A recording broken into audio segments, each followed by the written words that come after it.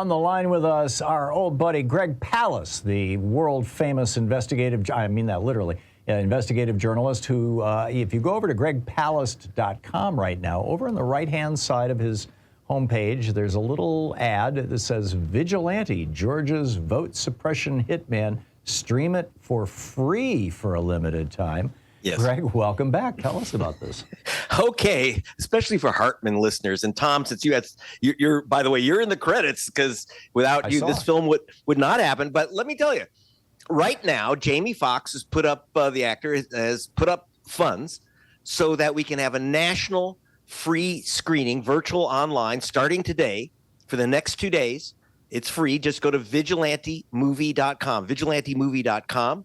Thank you, Jamie Foxx. And of course, thank you, our executive producers, Martin Sheen, George DiCaprio, and Stephen Nemeth. Maria Flores, our producer, she got the Academy Award for Best Documentary already. She says this will be number 2.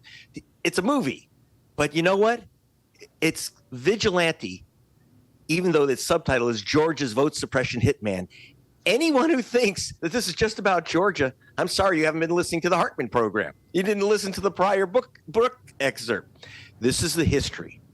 So tell us, crushing votes. Why the word vigilante? Because Brian Kemp, he's the putative governor of Georgia, going for his rematch against Stacey Abrams, signed a bill last year, SB 202, or Jim Crow 2.2 as NAACP calls it, which allows any voter, anyone, to challenge an unlimited number of other voters. So in other words, you're self-appointed vigilantes. And in the film, we even have one guy who likes to dress up like a vigilante. And you can laugh, but he happens to be the chairman of the Republican Party in Columbus, Georgia, and close to Kemp on his state committee. This is a real Republican power. Puts on his 6 guns, loaded, by the way, and challenged 4,000 people, especially soldiers from Fort Benning, which is in Columbus, including, as I've mentioned before, Major Gamaliel Turner, who is in the film, and you get to meet his family. He's assigned to California. He's working on a new weapon for Ukraine, Major Turner, and they challenge his vote, saying you're not a Georgia citizen anymore. Just because he's a soldier assigned to another military base, they refuse to send him his absentee ballot. 4,000 people in Muskogee, Fort Benning, lost their votes to this Republican mass challenge. It got no coverage, except you'll see it in our film. And the other crazy woman who chases me out of her house with her automatic weapons, et cetera, 32,000 voters. We have a list, by the way, Tom, of 168,000 voters challenged by these self-appointed vigilante vote theft hunters. And it's devastating because you have to go into an office to restore your vote. But it's the story of these people, but also of history. Mm-hmm. And it's like, yeah, and that's the point, is that you're going into the history of other vigilantes. They used to call themselves the Ku Klux Klan. Now they call themselves, they dress up in different ways. They're Civil War reenactors, or a guy who likes to dress like a vigilante, like Doc Holliday, who did, by the way, you'll find out in the film, gun down black men in cold blood while they were bathing. Whoa, tell me that story. Yeah, well, what happened is Doc Holliday, who is a Georgian, who's portrayed by the Republican Party chairman, he actually went right after Civil War. There were Union troops bathing in his local watering hole, and he didn't like it that they were black soldiers, so he literally gunned them down while they're in the water. That's why he head out to the Oklahoma territory. This guy likes to dress like him. Understand? They know they can't wear white sheets anymore. But if you just think, oh, it's a nutcase. These are important. 88 of these vigilantes, every single one is a GOP activist official, usually high-ranking official, who are making these challenges overwhelmingly to black voters and young voters. Like I say, it's 168,000, but it's spreading. In the Georgia law, it says you can put in an unlimited number of voters. This one woman literally handed in a thumb drive because it was too expensive to list 32,000 people. By the way, I showed her the names and photos of people that in the film, of course, show her the names, the photos of the people that she challenged. It said that they are not Georgians. I said, they're your neighbors. Did you call them? Did you go to their houses? Did you notify them? No. They got this all from that group, True the Vote in Texas. The one that came out with 2,000 mules.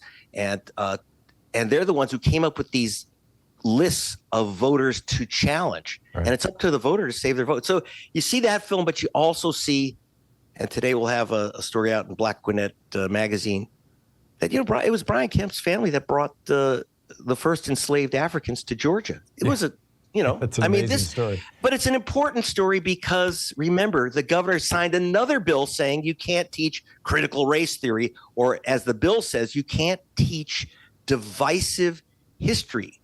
And that's pretty much being true. You can't teach the history of Brian Kemp's family in Georgia in the public schools. You got it. So, Greg, in Georgia, you've got 186,000, if I'm remembering correct, or 168,000 people who have been challenged, and yes, they are not going to be able to vote this week? Well, okay, it's going to be a battle. And by the way, under this new law, they can challenge you. And there's a big fear from some law professors it's going to be a mass challenge on Election Day, or literally the day after, to mailed-in ballots. And so we don't know. So we know it's at least 168,000 people on the list. Our work has done quite a bit, because a member of the Gwinnett County Board rejected 31,000 challenges. They say that they had read my material, so they're understanding that there's no question that it's a targeting of African Americans. Yeah. We're talking with Greg Palast, investigative reporter Greg Palast, about his new movie Vigilante, which for the next 2 days you can watch for free. You can go to gregpalast.com, which most of my listeners are familiar with, and there's a little ad for it in the right-hand corner, the right-hand side of the page there. You can just click on it. It says Vigilante free screening. Or you can go to, what's the website, Greg? Vigilantemovie.com. Vigilantemovie.com. Again, there's no, you can always donate if you want, but there's no charge. Right. And the important thing is that you get this history. And by the way, it is a movie.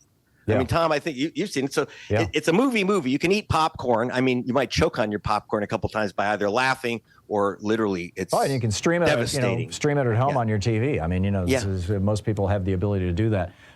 So, Greg, it has this this vigilante effort. Anybody can challenge thousands, tens of thousands of voters in Georgia. Has this spread or begun to spread to other states? Yes. Has ALEC taken this up yet as model legislation? Well, let's put it this way. I just got a call from the election supervisor in Houston, Texas, that's Harris County, asking if he can show the film to his entire staff, because they are preparing for mass vigilante challenges on Election Day. And so he's using it to train his staff, and now Cook County, several elections supervisors. I don't want to make it sound like it's some kind of dry educational film. They just want to be able to get the attention of their staff. Brilliant film. I mean, it's a drama as much as a documentary. It's brilliantly made. I mean, you've got great production values. You've got, actual Hollywood stars, Rosario Dawson is narrating. You can't do better. But the thing is that, yes, they're expecting these mass challenges in Texas, Arizona, Wisconsin, Iowa, Michigan, Pennsylvania, Florida, and I think Alabama. I'll have to check what, we know that Bloomberg has reported that it's now spread to 10 states, but I think our count is getting up to 15. We don't know by Election Day, because while only Georgia is the testing ground for this law that says you can, challenge an unlimited number of voters. Mm-hmm. What these people are doing is they're simply filling out thousands of single sheets. And that's what I'm seeing now in Texas, Arizona, Wisconsin. And by the way, people, please, there are vigilantes out there. It's not just a joke and not just some nutcase in a cowboy hat and pearl-handled guns. Right. They can challenge you. Please bring your utility bill, photo ID, something with your current address. And if you're in places like Wisconsin, there's same-day registration. They may not tell you that. They may say, okay, you've been challenged. Say, okay, let me re-register right now. It's down to the wire in Wisconsin. And we know that in the film, we talk about the billionaire Bradley family, the new Kochs funding this purge and attack on voters. They are based in Milwaukee, and they're using their powers in Milwaukee to try to knock off voters there too, black voters and student voters in Madison. Amazing stuff. GregPalast.com, VigilanteMovie.com. Vigilante is the new film, and you can watch it for free today and tomorrow. So check it out. Greg, thanks a lot for dropping by, and thanks so much for making this brilliant movie. You're very welcome, Tom. Greg Palast, the great Greg Palast. We will be back. It's coming up on 16 minutes past the hour.